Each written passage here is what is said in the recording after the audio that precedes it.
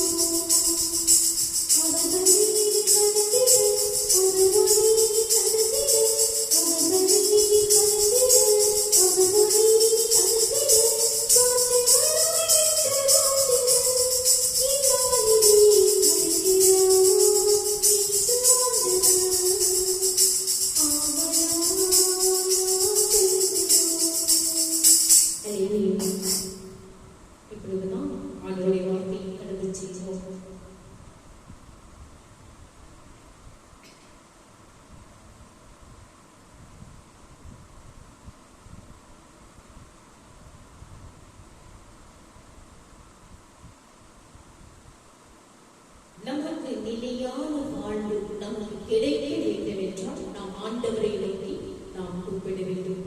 நம்முடைய வாழ்க்கையில் ஆண்டவருடைய கிருபை ஒவ்வொரு நாளும் நமக்கு தேவை. இந்த கிருபையானது கர்த்தராகிய இயேசு கிறிஸ்துவின் மூலமாய் நீதியினால் நித்திய ஜீவனுக்கு ஏதுவாக ஆண்டு கொண்டது. மரணம் கூட மேற்கொள்ள முடியாத வாழ்வே நிலையான வாழ்வாகும். நிலையான வாழ்வு தேவனுடைய கிருபையால் நமக்கு கிடைக்கிறது.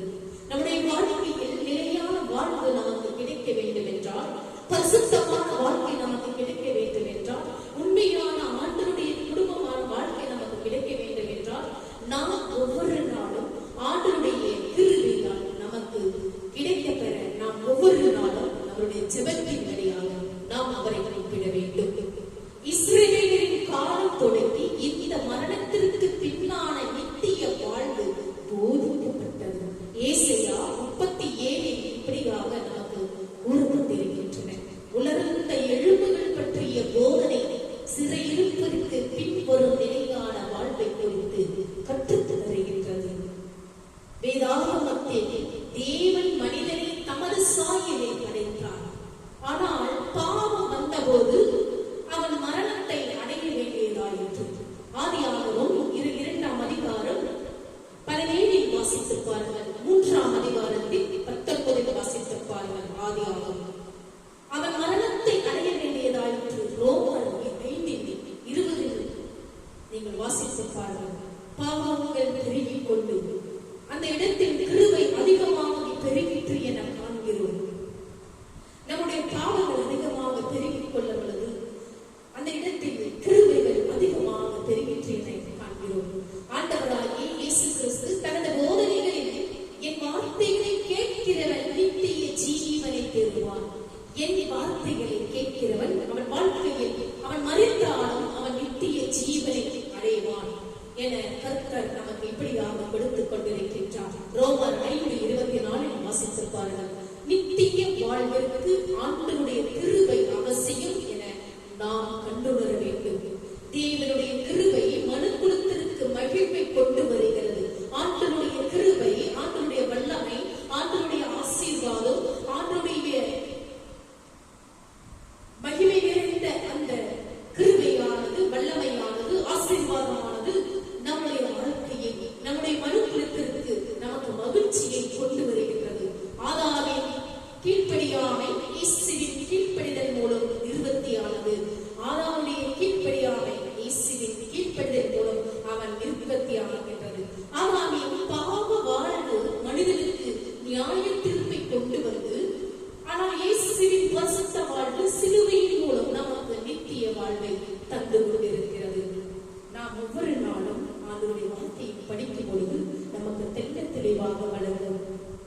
ரோமர் 5:24 கூறுவது போல, தேவனுடைய ராஜ்யம் புசிப்பும் குடிப்பும் அல்ல. ஆண்டவருடைய வாழ்க்கையானது புசிப்பும் குடிப்பும் அல்ல, அது நீதியும் சமாதானமாக உள்ளது என்று நாம் கண்டுணர்கிறோம். இயேசுவின் சிலுவை நமக்கு வெற்றியை தருகிறது. பவுல் இதனையே கற்றுத் தருகிறார். நமக்கு உற்றார் உறவினர் யாவரும் அவரவர் வாழ்வை நடத்துவார்கள். நமது வாழ்வுக்கு நாமே பொறுப்பு. நிலையற்ற உலகின் உறவுகளில் நிலையானவர் தேவன் ஒருவரின் மனிதர்கள் அல்ல. அலையில்லாத கடல் சாத்தியம் இல்லை. தேவன் இல்லாத மனித வாழ்க்கையும் அப்படியே சாத்தியமில்லை. கடல் என்பது, கடலுடைய தண்ணீர் என்பது அலை இல்லாமல் அந்த கடலுக்கு சாத்தியம் இல்லை. அதே போலதான் நம்முடைய வாழ்க்கையில் தேவன் இல்லாத வாழ்க்கை, மனித வாழ்க்கை நமக்கு சாத்தியம் இல்லை. இந்த உலகம் அழியக்கூடியது. இந்த நிலையற்ற வாழ்வின் முடிவல்ல. புழுத்து போகும் உடலை நீக்கி நிலையான வாழ்வு தர தேவனால் மட்டுமே முடியும். பொய்க்கு அடிமைகளாக வாழும் வாழ்வில் என்று சத்தியத்திற்கு அடியாராக வாழும் வாழை அந்த வாழ்க்கை தேவனே தர முடியும். நாம் எந்த வாழ்க்கையில் வாழ்ந்தாலும், பொய்யான வாழ்க்கையில் வாழ்ந்தாலும், பாவத்தினால் அடைக்கப்பட்டு வாழ்ந்தாலும், நீதியினால் நிலையான தெய்வம் மட்டுமே நமக்கு ஒரு நிலையான வாழ்க்கையை தர முடியும். இதை நீங்கள் உணர்ந்து கொள்ளுங்கள். இங்குதான் தேவனுடைய கிருபை மேலோங்கி நிற்பதை காண்கிறோம். ஆண்டவருடைய ஒவ்வொரு நாளும் கிருபையானது நமக்கு மேலோங்கி நிற்கின்றது. கிருபையின் மேல் கிருபை தருவது தேவனால் மட்டும் முடியும். தேவனுடைய குணம் அப்படியாக இருக்கின்றது. இந்த கிருபையினால் நாம் நிலையான வாழ்க்கை நோக்கி நகர வேண்டும் என்று வேதாகமம் நமக்கு கற்றுத் தருகிறது. முடிவில் நிறைவான நிலையான நித்திய வாழ்வை பெற்றுக் கொள்ள வேண்டும் என்றால் ஆண்டவருடைய கிருபை நமக்கு அவசியம். அந்த கிருபை நாம் எப்படி பெற்றுக் கொள்ள வேண்டும் என்றால் அவருடைய பாதையில் நாம் செல்ல வேண்டும். எப்படி அவருடைய பாதையில் செல்ல வேண்டும் என்றால் நம்முடைய ஜெபத்தின் மூலமாக நாம் உள்ளத்தின் ஆழத்திலிருந்து அவரை நாம் கூப்பிடும் பொழுது நம்முடைய ஜெபம் கர்த்தர் கேட்பார். ஆண்டவரின் கிருபையினால் இன்று நாம் நித்தியமான வாழ்வை நோக்கி செல்லும் வாழ்க்கை பயணத்தை நாம் ஒவ்வொரு நாளும் துவக்க வேண்டும் என்று இன்றைய வசனம் எப்படியாக நமக்கு கொடுத்துக் கொண்டிருக்கின்றது. அப்படியாக நாம் ஆண்டவரை நோக்கி கூப்பிட வேண்டும். அன்புள்ள ஆண்டவரை, நிறைவான நிலையான நித்தியமான வாழ்வை எங்களுக்கு அடைந்து கொள்ளும்படி எங்களுக்கு ஒவ்வொரு நாளும் உங்களுடைய கிருபை எங்களுக்கு தேவை என்று நாம் ஒவ்வொரு நாளும் அவரை நோக்கி நாம் கூப்பிட வேண்டும்.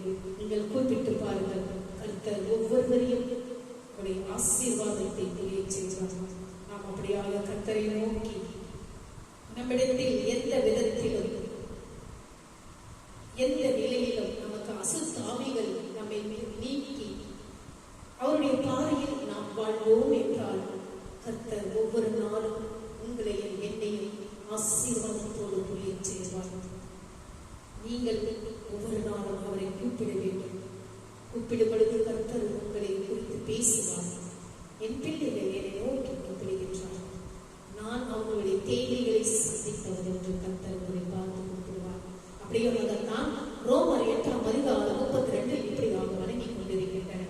தம்முடைய சொந்த குமாரன் என்றும் பாராமல் நாம் எல்லோருக்காகவும் இயேசு கிறிஸ்துவையே ஒப்புக் கொடுத்த பிதாவாகிய தேவன் அவரோடு கூட மற்ற எல்லாவற்றையும் நமக்கு அருளாது இருப்பது எப்படி என்று இந்த வசனம் இப்படியாக கொடுத்துக் கொண்டிருக்கின்றன. தேவன் தமக்கென்று எதையும் வைத்துக் கொள்ளாமல் தம்மிடம் உள்ள எல்லாவற்றையுமே நமக்கு தமது கிருபையால் அருளுகிற அன்பின் தகப்பனாக இருக்கிறார் கர்த்தர். தமக்கு மிகவும் அருமையான தன்னுடைய ஒரே பேரனாகிய தன் சொந்த குமாரனாகிய இயேசு கிறிஸ்துவை நமக்காக தந்து நம் மீது உள்ள தமது அன்பை தேவன் நமக்கு வெளிப்படுத்தினார். இது தேவன் நம் மீது எவ்வளவு பிரியமாகவும் நமது ரட்சிப்பில் எவ்வளவு கரிசனையாகவும் இருக்கிறார் என்பதை காட்டுகிறது. தேவன் அவருடைய பிள்ளைகளாகிய உங்களுக்கும் தேவையான அனைத்தையும் இலவசமாகவும் கருணை நிறைந்த இதயத்தோடு பெற விரும்புகிறார் என்பதை இன்று நம்மால் புரிந்து கொள்ள முடிகிறது. அப்படியாக நாம் அனைவரும் ஒருமனப்பட்டு ஆண்டவரை கூப்பிடும் பொழுது கர்த்தர் உங்களை பார்த்து உங்கள் தேவைகளை சந்திப்பார். உங்கள் பிரச்சனைகளை தீர்த்து வைப்பார். நீங்கள் எதிர்பார்த்துக் கொண்டிருக்கும் காரியங்களை ஒவ்வொன்றும் இரட்டிப்பாக உங்களுக்கு வருவார். அன்புள்ள ஆண்டவரே, நீர் உமக்காக எதையும் உம்மிடம் வைத்துக் கொள்ளாமல் எங்களுக்காக உம்மிடம் உள்ளத்தில் மிக சிறந்ததையே தந்துவிட்டீர் என்பதை அறிந்து கொண்டு உமக்கு ஒவ்வொரு நாளும் நன்றி செலுத்துகிறோம். நாங்கள் எதிர்பார்த்திராத இரட்சகரையே தியாகம் தந்த நீர் எங்கள் வாழ்க்கைக்கு தேவை என்று நீர் நினைக்கிற அனைத்தையும் நிச்சயமாக தருவீர் என்பதை விசுவாசிக்கும் தாழ்மையுள்ள இருதயத்தையும் எங்களுக்கு தரும்படி நாங்கள் இதோடு இந்த நேரத்தில் உள்ளத்தின் ஆழத்திலிருந்து உங்களை நோக்கி நாங்கள் கூப்பிடுகிறோம் என்று நாம் அனைவரும் ஒருமனப்பட்டு ஆண்டவரை நோக்கி கூப்பிட வேண்டும். அப்படியாக இந்த நேரத்தில் கர்த்தர் தாமே இந்த வார்த்தைகளை ஏற்படுத்துவதற்காக நன்றி செலுத்தி இந்த நேரத்தில் நாம் காணிக்கை கடந்து செல்வோம். காணிக்கை பாடலை பாடி நாம் அவரை துதிப்போம்.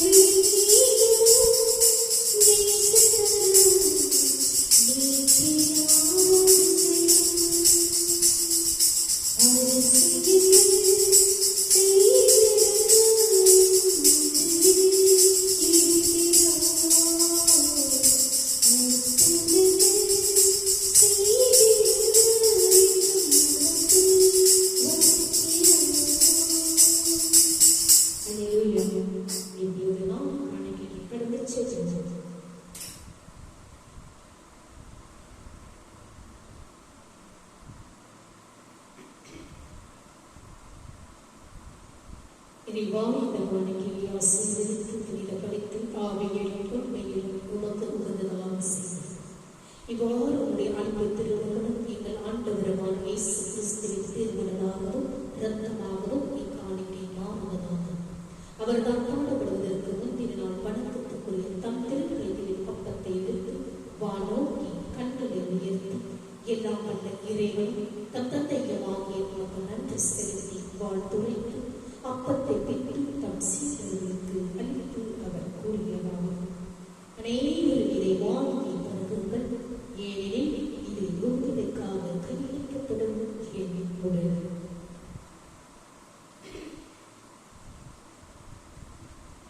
அவ்வண்ணமே உலகத்தின் மகிழை வைத்த இக்கிண்ணத்தை வணக்கத்துக்குரிய தம் திருக்கைகளில் எடுத்து மீண்டும் எமக்கு நன்றி செலுத்தி வாழ்த்துரைத்து தம் சீடர்களுக்கு அளித்து அவர் கூறியதாக.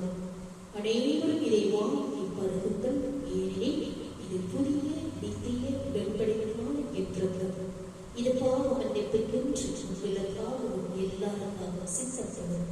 இதை என் நினைவாக செய்யுங்கள். நாம் அனைவரும் ஒருவனப்பட்டு உள்ளத்தின் ஆழத்திலிருந்து அவருடைய திருவிழத்தில் நாம் அனைவரும் பங்கு கொள்வோமாக.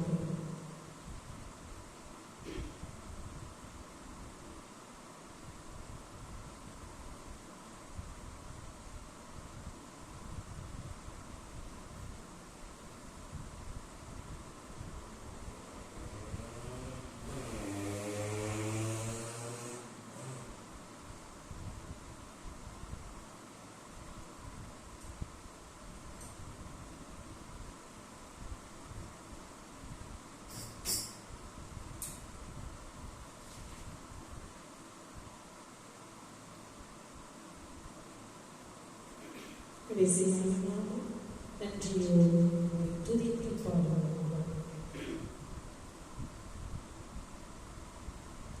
நன்றி என்று சொல்லுகிறோம் நாதா, நானே துதிக்கிறோம் நாதா.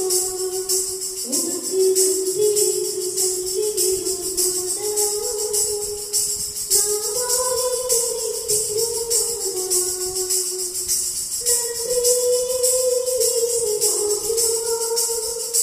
நன்றி